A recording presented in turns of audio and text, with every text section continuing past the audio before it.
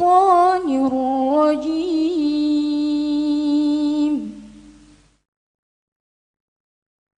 بسم الله الرحمن الرحيم.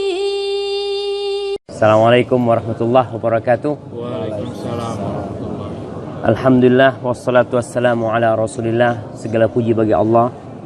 Salawat dan salam semoga tercurahkan untuk baginda Nabi kita Muhammad sallallahu alaihi wasallam dan keluarga beliau serta para sahabatnya. Amma ba'd.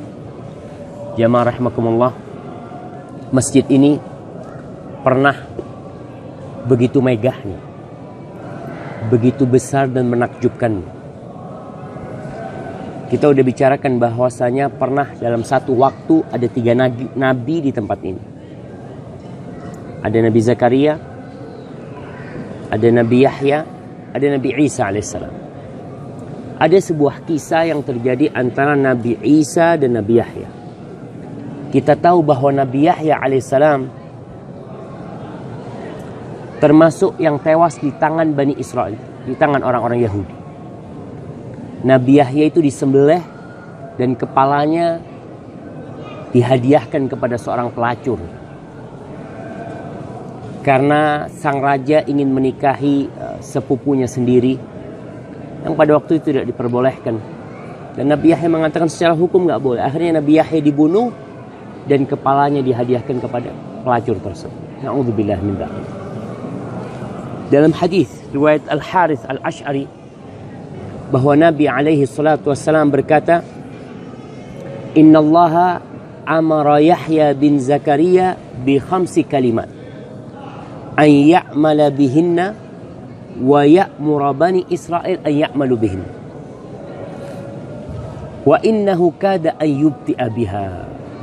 Kata Nabi alaihi salatu wassalam, Allah memerintahkan kepada Nabi Yahya putra Zakaria dengan 5 perkara, agar dia mengamalkan 5 perkara itu. Dia mengamalkan 5 perkara itu lalu menyuruh Bani Israel mengamalkan. Nabi Zakaria hampir saja terlambat menyampaikan itu. Beliau sudah mengamalkan, tapi menyampaikan belum. Akhirnya datang Nabi Isa alaihissalam. Faqala Isa, kata Nabi alaihissalatu wasallam, lalu berkata Nabi Isa kepada Nabi Yahya, "Innallaha amaraka bi 5 kalimat li ta'mala biha wa ta'mura bani Israel an ya'malu biha." Wahai Yahya, kau ingat Allah memerintahkan kepadamu dengan 5 perkara agar kau amalkan dan agar engkau menyuruh Bani Israel mengamalkan. Fa imma an ta'murahum wa imma an amurahum. Kata Nabi Yahya, Nabi Isa alaihissalam, Yahya, kau ada pilihan, kau sampaikan atau aku yang nyampaikan. Karena Nabi Yahya tidak menyampaikan hal itu. Apa kata Nabi Yahya? Faqala Yahya, akhsha in sabaqtani biha an yukhsafa bi au u'adzab. Jangan, aku takut kalau engkau yang nyampaikan nanti, aku akan ditenggelamkan dalam bumi atau aku akan diazab oleh Allah Subhanahu wa taala. Gara-gara yang menyampaikan Nabi Isa alaihissalam. Padahal perintahnya buat siapa? Buat Nabi Yahya. Fajama'an nas fi Baitul Maqdis. Nabi cerita. Lalu Nabi Yahya mengumpulkan manusia Bani Israel di Baitul Maqdis. Di sini di tempatnya. Famtala al-masjid. Masjid ini full penuh. 14 hektar nih jamaah. Full penuh.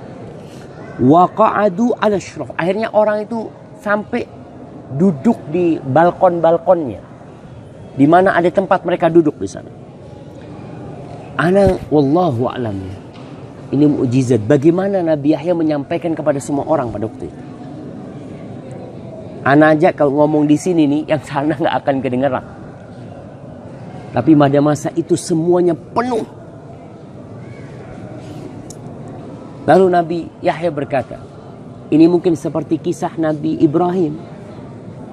Ketika Nabi Ibrahim selesai membangun Ka'bah, Allah mengatakan kepada Nabi Ibrahim, وَأَذِنْ فِي النَّاسِ بِالْحَجِّ يَأْتُوكَ رِجَالًا وَعَلَى كُلِّ ضَامِرٍ يَأْتِينَ مِنْ كُلِّ فَجٍّ عَمِيقٍ.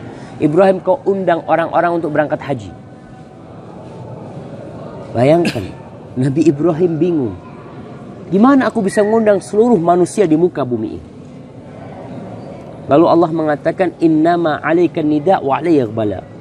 Tugasmu memanggil, aku yang menyampaikan. Akhirnya Nabi Ibrahim berdiri di sebuah tempat di Mekah. Beliau mengatakan, innallaha amarakum bil hajj fahujju. Allah menyuruh kalian berhaji, kalian berangkatlah haji. Itu disampaikan kepada seluruh umat manusia pada waktu itu. Nabi Yahya berkata kepada Bani Israel, innallaha amarani bi khamsi kalimat. Allah menyuruhku dengan 5 perkara agar aku mengamalkannya. Dan agar aku menyuruh kalian mengamalkannya. Bisa dibayangkan ucapan ini diucapkan di tempat ini oleh Nabi Yahya. Di mana kira-kira tempat itu? Kalau kita bersama Jamal selalu mengatakan wallahu alam. Ya, kita wallahu alam. Tapi yang jelas, yang menjadi kiblat itu kemungkinan besar adalah batu yang di sana. Artinya kiblat seluruh orang ini menghadap ke satu tempat. Sebagaimana penduduk Mekah yang sholat di Masjidil Haram, kiblatnya yang dari arah timur, arah barat, arah utara, arah selatan itu menuju ke satu tempat. Bukan seperti sekarang karena kiblat kita ke Masjidil Haram. Lalu beliau mengatakan, apa 5 perkara itu? Dan 5 perkara ini Nabi pun menyuruh kita untuk mengamalkannya. Yang pertama, an ta'budullah wa la tusyriku bihi syai'an. Agar kalian beribadah kepada Allah dan tidak melakukan kesyirikan. Jamaah kita ini kadang-kala merasa udah ibadah. Betul. Kita sholat, kita zakat, kita puasa, kita haji. Tapi dikatakan orang ahli ibadah itu bukan hanya dengan melaksanakan perintah, tapi dengan meninggalkan larangan. Orang Masya Allah ibadah kenceng, tapi tetap melakukan yang haram. Terjadi seperti itu. Maka di sini Nabi Yahya mengatakan Allah menyuruh kalian mentauhidkan Allah dan meninggalkan kesyirikan. Dan itu makna la ilaha illallah. Makna syahadat kita. Lalu Nabi Yahya mengatakan, wa inna mathala man asyraka billah, permisalan orang yang melakukan kesyirikan. Kayak apa sih orang melakukan kesyirikan? Satu-satunya dosa yang tidak diampuni itu syirik. Kezaliman yang paling nyata. Pertanyaannya, kenapa? Orang berzina 1000 kali masih kemungkinan dia diampuni. Orang membunuh, melemparkan bom, membunuh 100.000 orang, masih ada kemungkinan dia diampuni. Tapi orang melakukan kesyirikan 1 kali, mati dalam kondisi berbuat syirik, nggak ada ampunan buat dia. Kenapa jemaah? Kenapa? Iya, memang dia menduakan Tuhan. Tapi kenapa kok berzina 1000 kali diampuni? Berbuat syirik sekali. Dia percaya kepada Allah. Yang lainnya, jamaah, karena orang itu tidak punya kecondongan untuk melakukan kesyirikan. Allah nggak ngasih syahwat untuk berbuat syirik. Tapi syahwat kepada wanita ada. Allah kasih tuh. Syahwat kepada harta ada. Syahwat kepada kekuasaan ada. Orang itu punya keinginan melakukan itu. Tapi orang ini nggak punya syahwat berbuat syirik, melakukan kesyirikan. Benar-benar kezaliman dia itu. Nggak ada dorongan untuk melakukan kesyirikan. Makanya Allah mengatakan inna syirka la zulmun adzim. Kesyirikan itu kezaliman yang nyata sekali. Permisalannya seperti seorang yang membeli budak. Orang beli budak dari harta dia, dari emas atau perak, harta murni milik dia, bukan milik orang.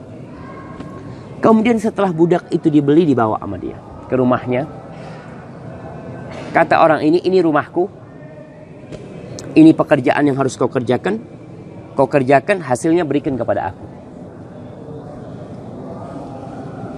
Fakana ya'mal. Orang ini bekerja. Tapi hasil kerjaannya diberikan kepada orang lain. Fa'ayyukum yarda an yakuna 'abdahu kadzalik.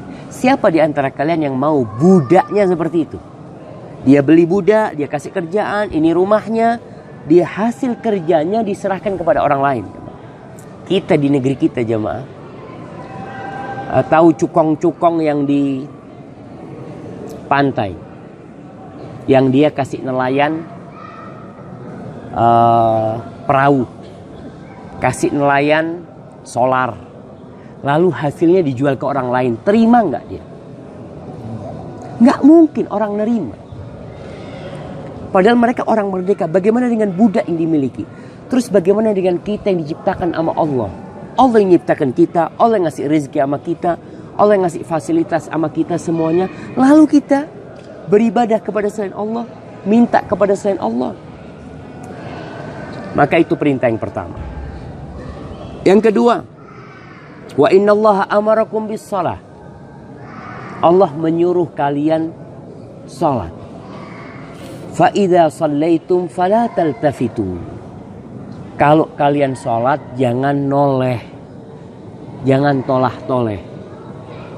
Tadi Bang Yongki cerita, Ustaz, ana bingung, Ustaz. Gimana, Bang? Ngelihat anak-anak muda salat sambil tolah-toleh, kata dia. Subhanallah. Iya. Lagi yang jamak. Lebih tua kayaknya tadi. Iya, kadang-kadang di Masjid Nabawi itu ya, memang terus terang orang berangkat haji itu tidak selalu orang baik. Tapi biasanya orang yang mau baik. Karena ada sebagian jemaah haji itu sholat enggak. Anak ketemu sama jemaah haji, Ustaz, anak baru pertama sholat di sini, Ustaz. Iya. Jadi dia selama hidupnya itu jauh dari agama. Ketika bapaknya meninggal dapat warisan, dia takut. Warisannya buat berangkat haji sama dia. Dalam kondisi ilmunya masih sangat minim sekali seperti itu. Maka di sini Allah menyuruh kalian sholat. Fa idza shallaitum, kalau kalian sholat jangan tolah-toleh.